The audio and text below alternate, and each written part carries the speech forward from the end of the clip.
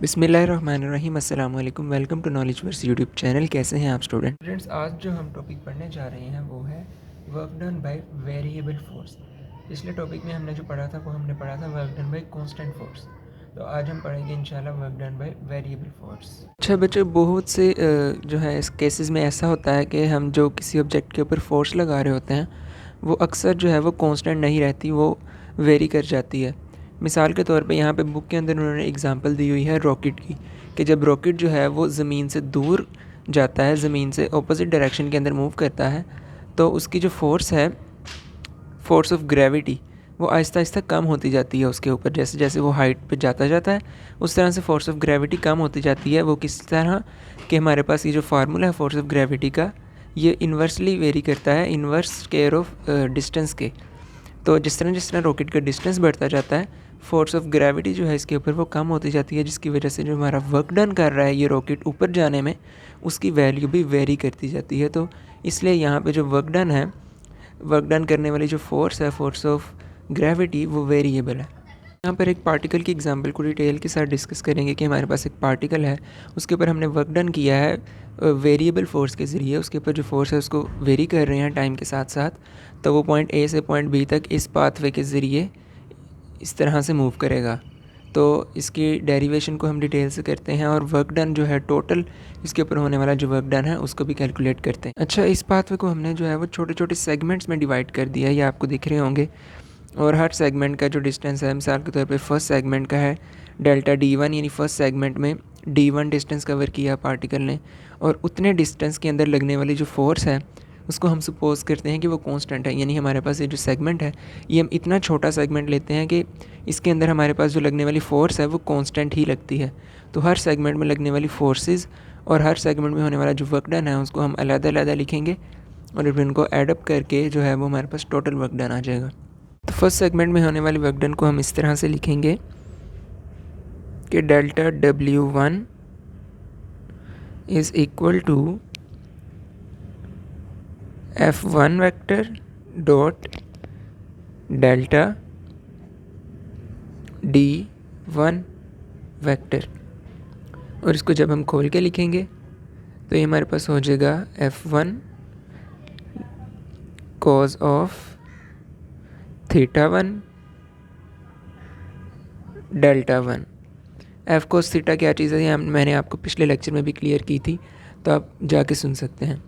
तो ये हमारे पास जो है पहले सेगमेंट में लगने वाली जो फोर्स है उसका मैग्नीट्यूड हमारे पास ये होगा, पहले सेगमेंट में होने वाला जो वर्क डन है ये उसका मैग्नीट्यूड है। तो अब हम कैलकुलेट करेंगे टोटल वर्क डन। तो हमारे पास जितने भी सेगमेंट्स में होने वाले जो वर्क डन है उनकी वैल्यूज़ को हम इस तरह से ऐड अप करेंगे इक्वेशन में। तो इस इक्वेशन में हम डेल्टा W1 और डेल्टा W2 की वैल्यूज़ जो हमने यहाँ पर फाइंड की वो पुट करेंगे, और उसके बाद हमारे पास टोटल वर्क डन आ जाएगा। तो यहाँ पर हमने लिखा W1 की वैल्यू और W2 की वैल्यू एंड सो ऑन, और एंड पे हमने लिखी WN की वैल्यू। N जो है वो 1 से लेकर आगे कितने भी नंबर तक हो सकता है, 1000, 10,000। तो N जो है वो नंबर ऑफ़ सेगमेंट्स को डिस्क्राइब करता है। तो हमें यहाँ पर नहीं पता कि टोटल सेगमेंट्स कितने हो सकते हैं, तो इसलिए हम उसकी जगह पे N लिख देते हैं, यानी जितने भी सेगमेंट्स होंगे। तो यहाँ से हम आगे फर्दर जो है वो अपनी डेरिवेशन को कंटिन्यू करते हैं। हमारे पास जो फाइनल इक्वेशन आएगी वर्क डन की वैल्यूज़ को एडअप करने के बाद, वो ये होगी कि वर्क डन टोटल इक्वल है summation Fi cos theta of I and delta DI। तो आगे हम इसको मज़ीद जो है ग्राफ की मदद से ज़्यादा एक्सप्लेनेशन के साथ डिस्कस कर लेते हैं। तो यहाँ पे हमने एक ग्राफ ड्रा किया है। तो हमारे पास वाई एक्सिस के अलोंग जो है वो F cos थीटा है, यानी फोर्स का वो कंपोनेंट जो कि डिस्टेंस के अलोंग है, और एक्स एक्सिस के जो है अलोंग हमने डिस्टेंस को ड्रॉ किया है। तो हमारे पास जो पाथ था A to B पार्टिकल की मूवमेंट का, वो हमने इस तरह एक कर्व ड्रॉ किया है, और इस कर्व को हमने छोटे छोटे सेगमेंट्स में डिवाइड किया है, जिस तरह हमने पीछे डायग्राम के अंदर किया था। और हर सेगमेंट का जो है वो डिस्टेंस हमें यहाँ पे बताया हुआ है डेल्टा D1, और उसके अक्रॉस होने वाला जो वर्क डन है, तो मैंने आपको बताया था कि जो कर्व के नीचे जो एरिया होता है सारा, वो वर्क डन की मैग्नीट्यूड बताता है। तो जितना भी ये रेड एरिया है शेडेड, ये सारा जो है वो टोटल वर्क डन की मैग्नीट्यूड बता रहा है। जबकि अगर हम किसी एक ख़ास सेगमेंट की बात करें तो उस ख़ास सेगमेंट के अंदर ये जो रेक्टेंगल है ये उसी सेगमेंट के वर्क डन के मैग्नीट्यूड को बताएगा। मिसाल के तौर पे डेल्टा D1 के सेगमेंट के अक्रॉस होने वाला जो वर्क डन है वो सिर्फ इतने से एरिया के अंदर, इतने से रेक्टेंगल के एरिया के अंदर हमें शो हो रहा है। तो इसी तरह वो आगे जाके कहता है कि ये जो थोड़ा सा हमारे पास एक्यूरेसी ख़राब हो रही है यहाँ से, क्योंकि टोटल एक्यूरेटली जो है वो वर्क डन मेजर नहीं कर रहा, तो इसीलिए वो कहता है कि आगे जाके हम जो डिस्टेंसेस हैं, जो सेगमेंट्स हैं, उनको इतना ज़्यादा छोटा कर देंगे कि वो अप्रोचेज़ टू ज़ीरो का अप्रोच करेंगे। तो फिर हमारे पास जो वर्क डन के जो सेगमेंट्स हैं छोटे छोटे, उनके अंदर ऑलमोस्ट जो है वो वर्क डन कांस्टेंट ही रहेगा, फोर्स कांस्टेंट ही रहेगी। तो हमारे पास जो वर्क डन की मैग्नीट्यूड है वो 100% एक्यूरेटली हम मेजर कर पाएंगे। तो उसके लिए हमारे पास जो इक्वेशन है वो हम यहाँ पे लिखते हैं। तो जब हमने इस चीज़ को अप्लाई किया कि डेल्टा डी जो डिस्टेंस है वो ज़ीरो का अप्रोच करे, तो हमारे पास फाइनल इक्वेशन जो है वो ये आई कि वर्क डन टोटल इक्वल है लिमिट, यानी हमारे पास जो लिमिटेशन है वो ये है कि डेल्टा डी जो सेगमेंट्स हैं उनके दरमियान जो डिस्टेंस है वो ज़ीरो का अप्रोच करे, तो फिर हमारे पास जो टोटल वर्क डन है वो 100% एक्यूरेट होगा उसकी जो वैल्यू है।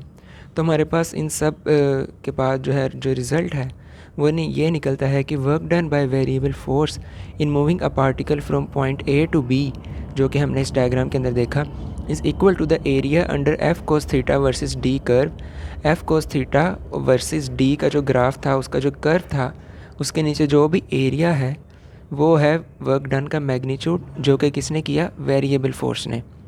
तो ये था जी हमारा आज का लेक्चर। उम्मीद है आपको समझ आई होगी, और अगर कुछ कॉन्सेप्ट्स आपके क्लियर नहीं हुए तो आप कमेंट सेक्शन में लाजमी पूछें, और अगले लेक्चर में इंशाल्लाह मिलते हैं आपसे। तो तब तक के लिए दीजिए इजाज़त, अपना बहुत सारा ख्याल रखिएगा। अल्लाह हाफ़िज़।